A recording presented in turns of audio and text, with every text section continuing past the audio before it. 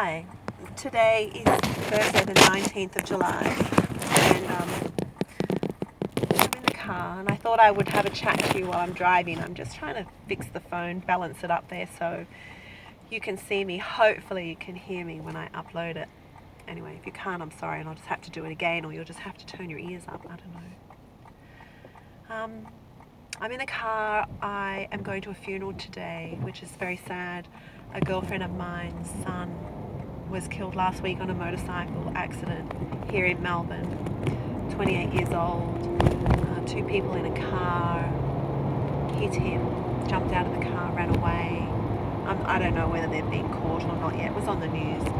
Very tragic accident. Very, very sad day it's going to be. And it's freezing cold. And it's raining. And yeah, anyway, that's where I'm going today. Caution, approaching red light camera and speed camera. Thanks for that. Anyway, I had a really rough night's sleep last night after my progress of yesterday. So let me go back. So yesterday I went for a walk through the park with my poodle, as you saw. I caught up and had lunch with a friend of mine, which was lovely. A lovely guy whom I've known for about 8 years, just loves me so much and seems to always just pop into my life whenever I really need a real hug. You know, beautiful man, beautiful. Anyway, he's moving back to Italy at the end of next week, so it's going to be very sad because I love him so much, and it's just comforting. It's really nice to know you have people around you that love you and people that you can love painlessly. I have other friends too, but he's beautiful. Anyway, so that was nice. We had a lovely lunch. Then I just relaxed for the afternoon and watched YouTubes, because that seems to be my thing at the moment. I'm going through all the different YouTube videos on narcissistic relationships and different scenarios and situations, and listening to other people's stories, and I'm finding it fascinating.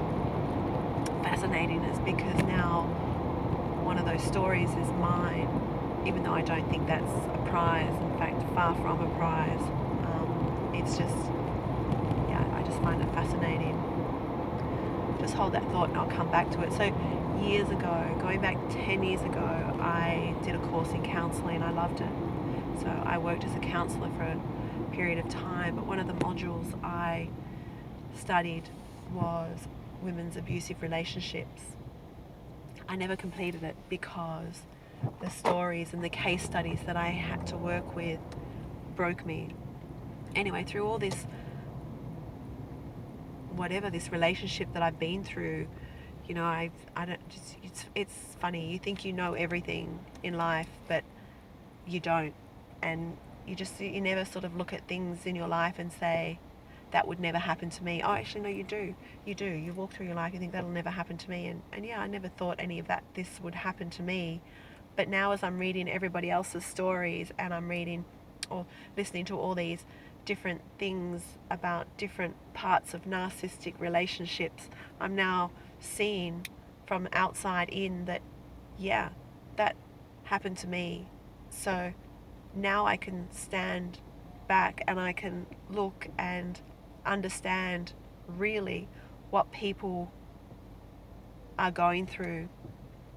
Back then when I did the course, one thing I struggled to understand with was addiction, and I could never understand addiction. It was always a point of, why do people get addicted to things, you know, smoking, drinking. I know, you know, many years ago I was a smoker, and people, you know, addicted, they can't stop smoking. Well, you know what, I just stopped. That was it. When I didn't want to smoke anymore, I just stopped. Going further on in my life, I became a fitness professional, and I wanted to compete and do all these crazy, stupid things. Anyway, food, sugar, I just stopped. You know, I just stopped. When I wanted something, I just stopped. But when it came to this relationship, I couldn't stop. I couldn't see it as an addiction. Although I must say, a few times I did say to him, you're like heroin to me, you're like an addiction. I don't know how to break you. You are an addiction. So yeah, okay, but I never could understand it, and now I'm starting to learn about it. Anyway, yesterday my post was pretty proud. I was talking about no contact, how I'd had no contact for 2 days. Well, I want to tell you that's all bullshit, because I looked a little bit deeper into what no contact was, and that what I thought was no contact wasn't no contact at all. So let me explain to you what no contact is, or what it means. No contact means obviously no telephone calls, no replying to messages, no replying to emails, no stalking social media, none of that sort of thing. But no contact also means removing all previous contact, deleting emails, deleting messages, deleting photographs, throwing out pieces of memorabilia around the house, removing those trigger points, because the trigger points become contact. Those trigger points and those things that we go through and we look at and we see and we sense, they trigger emotions, and they stimulate feelings and sensations, and yeah, we don't want to go down that path. I don't want to go down that path. So last night when my son came home, I've got 3 sons. I don't know whether I told you that, but I have 3 sons. I have a 14-year-old who'll be 14 in 2 weeks, who resides with his father, also a narcissist, but not my problem. I have a 26-year-old that I fostered. Beautiful. He's an angel. My gosh, he's an angel. He lives with me. And I have a 31-year-old who is a disabled adult who lives in a respite care unit. Beautiful soul. Absolutely beautiful soul. Anyway, my 26-year-old came home from work and made me dinner, like he does, and sat on the couch next to me, and he's like, "How was your day today? How are you feeling?" I said, "Well, I don't know. I feel sick because I've got this cold thing. Whenever I try and detox this man from my body, I get so sick. But that's okay. That's the toxins leaving me. I can deal with it. Once I've accepted that he's leaving, I'll get better." Anyway, he sat down and he asked me how I was. And I said, "Yeah, I'm okay, but, I just keep thinking that he's going to contact me. Maybe we should just leave the door locked in case he comes and somebody lets him into our building, because that's happened before when I've not let him in and he's waited around and waited for somebody that lives on the same floor as me to come in and made his way up to the floor and knocked on my door. So maybe we should just leave the door locked. That'll make me feel better, because then at least if he comes, he can't get in."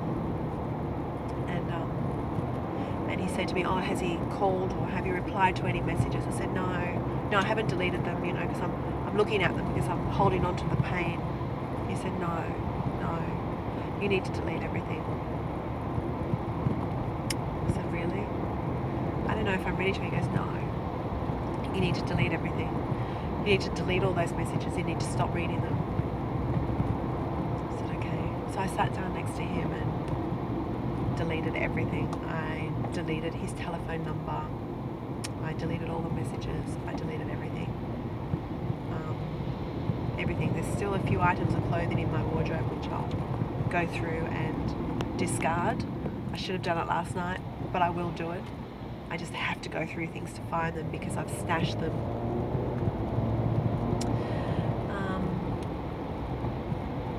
So that was good. And then last night when I went to bed, I didn't sleep. I had just the most horrific night's sleep, and I just kept holding on to the, what if he needs me? What if he needs me? But I need to remember, he doesn't need me. He never needed me. He doesn't need to contact me anymore, and I don't need him to contact me anymore. We don't need each other. He only needed me to feed his ego, and I only needed him because I didn't know any better.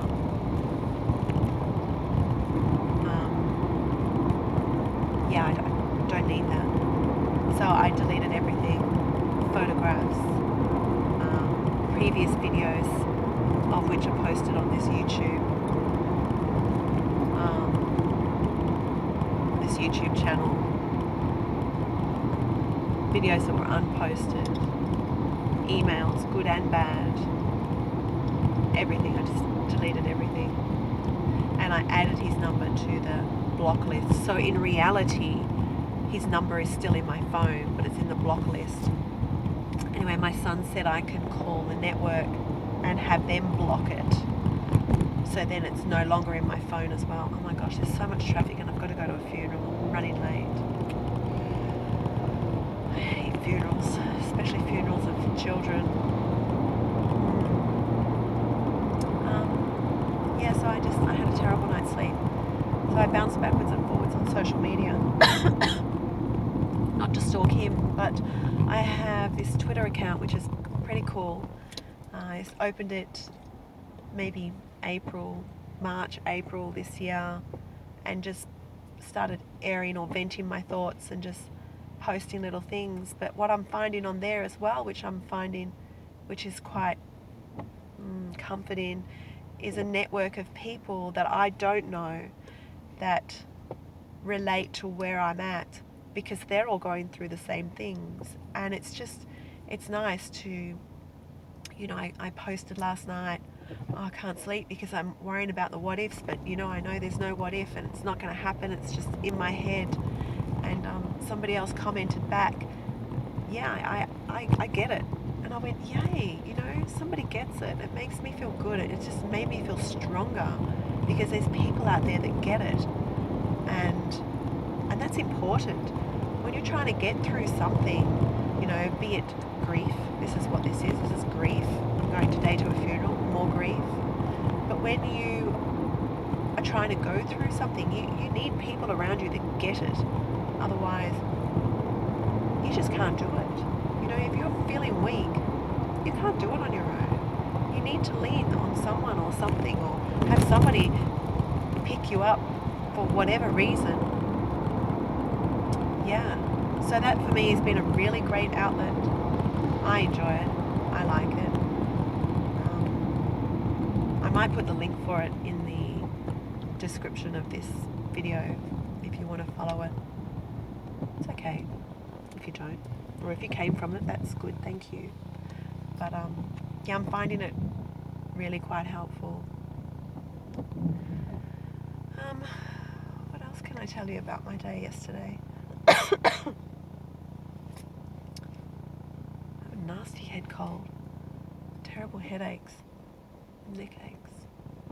Anyway, it's life. So yesterday, no contact. Go with no contact. If you are trying to break away from a narcissist, as I am doing, I am not trying anymore. I am doing it. I am standing on my feet. I am holding my head up, and I'm walking away with my pride and dignity.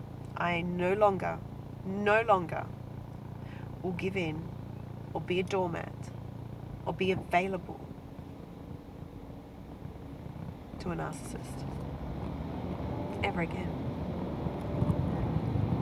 I want you to do the same. Hold your head up, walk away, be strong. No contact, none. Delete everything. Emails, messages, photographs, everything. Don't worry about how good they make you feel. Don't worry about those memories. You've got memories. Your heart is full of scars. You don't need memories to read. You don't need them in front of your face. You've got memories, and they're not good memories. Are they? No. Anyway, I'm just going to babble for a minute until I get to the next red light so I can turn the camera off.